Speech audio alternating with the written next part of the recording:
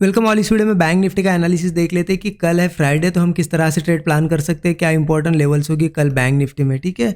और आज के लिए क्या एनालिसिस किया था वो भी देख लेते हैं, क्योंकि देखिए कहीं ना कहीं मार्केट में जो रेंज हमने निकाली थी कंटिन्यू 2-3 दिन हो गए उसी रेंज में मार्केट ट्रेड कर रहा है, और इसलिए मैंने कहा था कि उस रेंज में नो ट्रेडिंग जोन है।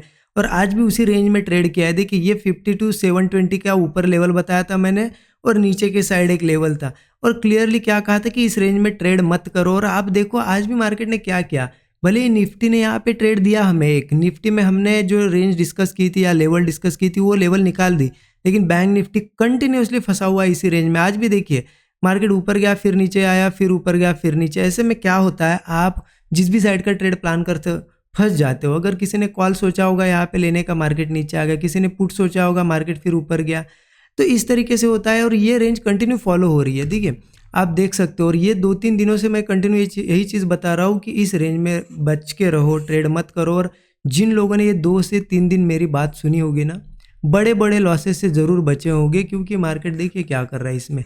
ऐसे में मार्केट कहीं नहीं निकला, क्या प्रॉफिट बना लोगे। हाँ ठीक है, कोई स्काल्प कर लिया छोटा सा, थोड़ा 40-50 पॉइंट में निकाल दिया, वो चीज़ अलग है, वो ठीक है आपने की होगी तो प्रॉफिट बना होगा। लेकिन जो लोग थोड़े बड़े टारगेट्स प्लान करते हैं, हम ही खुद हम क्या करते हैं, मैं हमेशा आपको 1:3 के बारे में बता दूं कि 1:3 रिस्क रिवॉर्ड रखिए।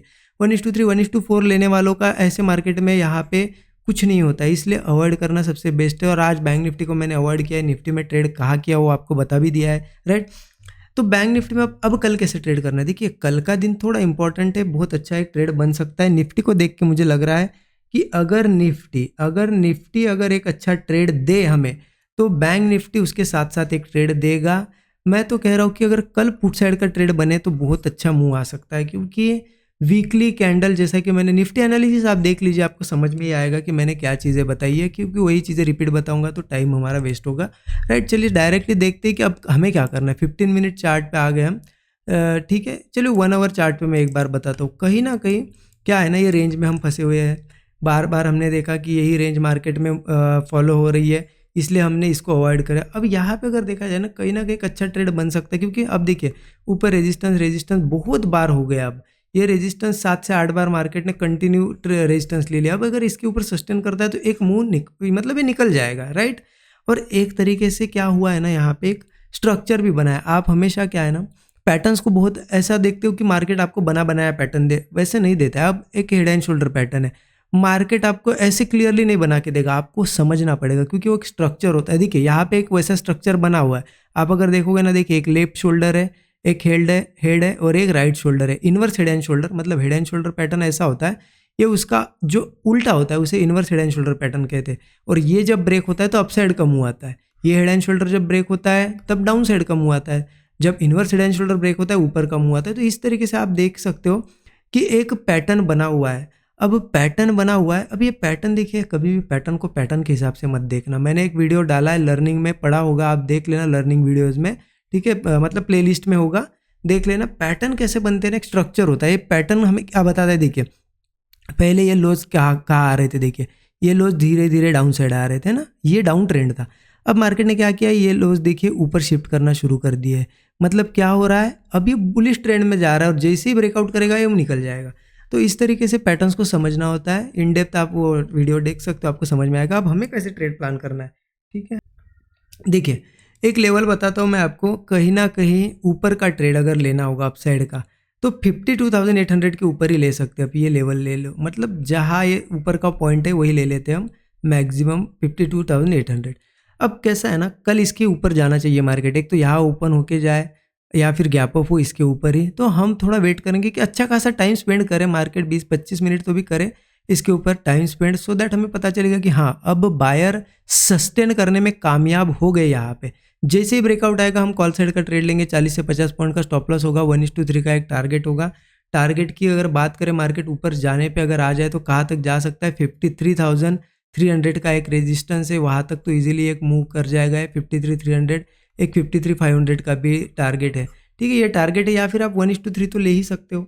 हाँ गैप अप होता है तो क्या करना है, देखिए गैप अप वगैरह होता है तो थोड़ा डायरेक्ट प्लान मत करो कॉल, थोड़ा सा रिट्रेसमेंट आने दो, मार्केट रिट्रेस करेगा और एक स्विंग बना लेगा, तो समझ लेना कि सपोर्ट लिया, और वो सपोर्ट अगर उसके ऊपर ही सस्टेन कर रहा है, वो सपोर्ट नीचे ब्रेक नहीं हो रहा है, तो ब्रेकआउट पे हम कॉल साइड का ट्रेड, जैसे ही नया ब्रेकआउट आएगा कॉल साइड का ट्रेड लेंगे, यही टारगेट होंगे।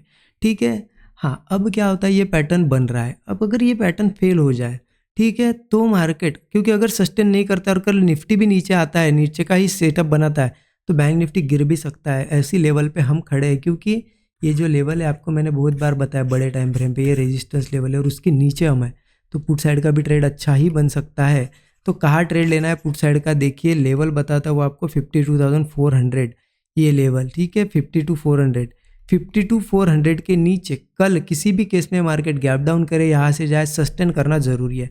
अगर सस्टेन कर पाता है और कोई ब्रेकडाउन देता है, सिंपली पुट साइड का ट्रेड हम प्लान करेंगे, क्योंकि इस अगर वो इतना अच्छा सेटअप बना है, ठीक है, अगर वो ऊपर नहीं जाता और नीचे ही ब्रेक करता है, नीचे ही सस्टेन कर रहा है, तो समझ लेना ये सेटअप सिर्फ फंसाने के लिए बना है, मार्केट नीचे आने वाला है। जैसे ही पुट साइड का ट्रेड बनेगा, ट्रेड लेंगे, 40 से 50 पॉइंट ही स्टॉप लॉस 1:3 का टारगेट होगा हमारा। नीचे आता है तो मार्केट कहाँ तक आ सकता है, फिर मार्केट में एक टारगेट तो मुझे सीधा 51,500 दिख रहा है, 51,500। अब 51,500 तक आने में मार्केट को 52,400 से कितना टाइम है 900 पॉइंट कम हुए, हो सकता है एक दिन में ना दे, टाइम लगे। तो सिंपल क्या करो, 40-50 पॉइंट का आपका स्टॉप लॉस है, आपको 1:3 के ऊपर जितना मिल रहा है आप ट्रेल करते जाओ। आपको लग रहा है कि अब मार्केट रुक रहा है, पलट सकता है, बुक कर लो, ठीक है।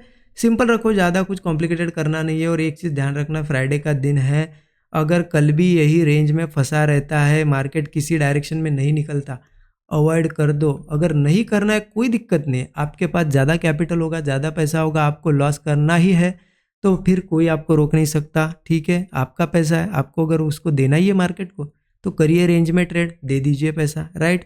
इस तरीके से ये मेरा काम था, मैंने आपको एनालिसिस बता दिया, ठीक है। वीडियो अगर अच्छा लगा तो आपका एक काम है कि कमेंट में ज़रूर बताना कैसा लगा, क्योंकि कमेंट करोगे तो ही आपका रिस्पांस पता चलेगा कि मैं जो बता रहा हूँ चीज़ें वो आपको पसंद आ रही है नहीं आ रही है।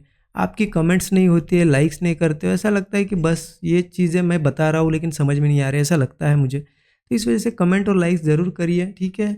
नए लोगों को पहली बार देख रहे हो, चैनल को सब्सक्राइब करके बेल आइकन जरूर प्रेस करें। Thank you so much everyone.